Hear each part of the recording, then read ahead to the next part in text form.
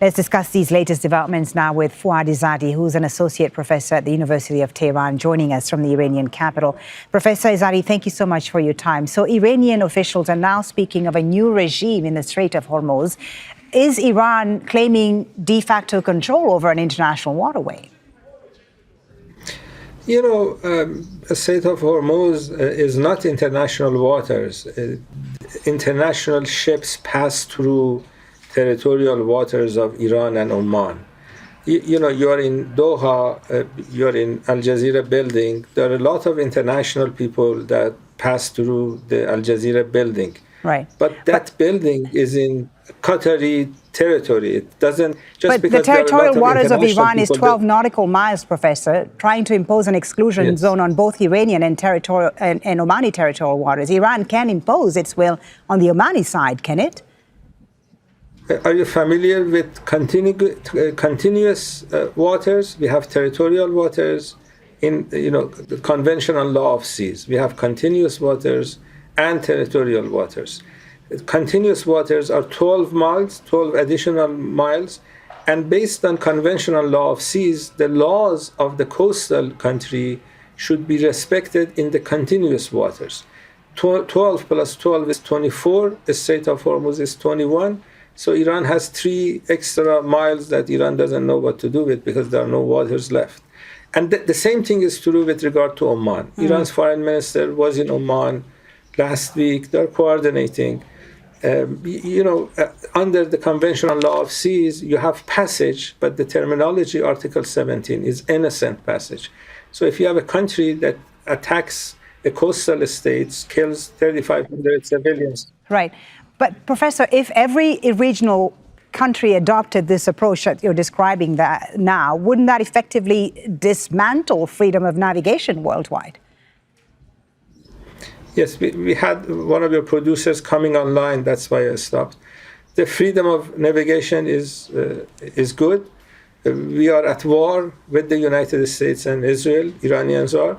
And based on conventional law of seas, you have Article 17. It says innocent passage. And in Article 19, it describes what innocent is. It means the security of the coastal state should not be threatened. So if you have an American Navy ship that has probably killed a good number of Iranians trying to pass through, Iran has the right and the responsibility under Article 51 of the UN Charter, it's called self-defense, to shoot at that enemy ship. And this is what Iran did today. But is Iran prepared for the consequences of a direct military confrontation if it were to do that with the United States after what it's sustained in the last 2 months now? You know, Iranian delegation covered this well, went to Islamabad, 3 weeks ago, trying to avoid everything that you see. And what did the U.S. do? 24 hours after the Iranians returned to Tehran, we had this blockade on the Strait of Hormuz, which is an act of war under international law and U.S. law. 24 hours before the next round, the U.S. Navy shot at an Iranian ship, hitting its engine. You know, if you are listening to Trump carefully, every other day he is boasting about shooting at Iranian ships, taking over Iranian oil, and he calls this an act of piracy, and he's proud of it. So we are dealing with the Epstein class. They like to take over other people's oil and money. But let me just put this to you, Professor. I mean, Iran is proposing this 14-point plan to end the war while, simultaneously issuing military threats. The IRGC has said it's ready to go back to war. And this new map now of the areas it says it controls of the Strait of Hormuz. Why should, the international community trust Iran's diplomatic intentions while it is actively restricting a vital shipping lane? Iran is under attack, has been under attack, and Iran will use the leverage that Iran has. One leverage Iran has is its geography. We didn't have the UN coming and helping Iran because the UN has US as a permanent member of the Security Council, and US will veto any resolution in favor of Iran. So when you don't have international bodies that are designed to prevent these type of wars, useless because of the way UN is set up, then the country has to defend itself. And this is what Iran is doing. So what is the end game then? What is Iran's end game here? Leverage for negotiations or a lasting shift over control of the Strait of Hormuz? It depends on Trump, because he has started this war.